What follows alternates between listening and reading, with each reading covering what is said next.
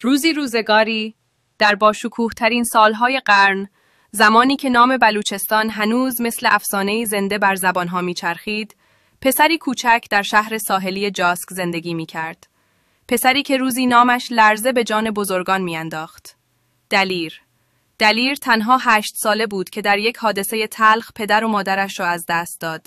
برادرانش او را بزرگ کردند، اما از همان کودکی روح سرکش و مغرورش نمیگذاشت زیر بار لطف هیچ کس باشد.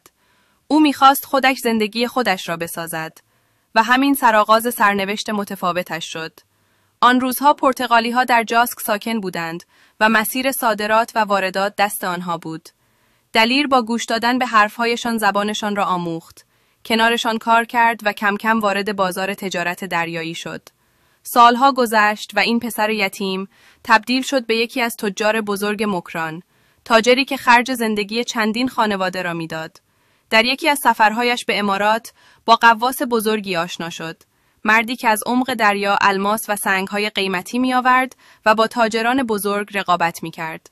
دلیر چند روز مهمان او شد، تا روزی که سرنوشت چشمهایش را به چیزی دوخت که دیگر نتوانست از آن دل بکند. در یک عصر تابستانی، دختر غواص درنار در حیاط قدم می‌زند. فقط یک لحظه، فقط یک نگاه.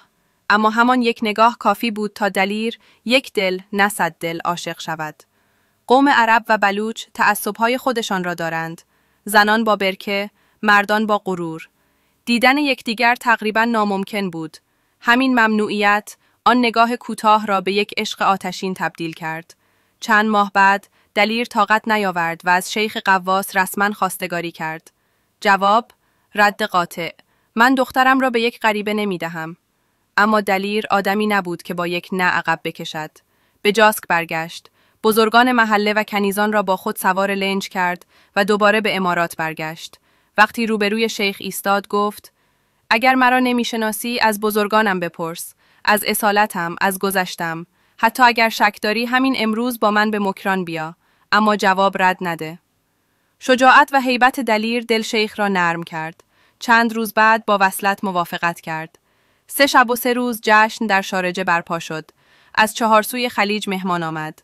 دلیر برای دلنار بیش از 300 مسقال طلا آورد. کپ ماه، ستمی، بانگلی، پشت پنجه‌ای، انگشتر و علنگو. رسم بلوچ عرب همین است.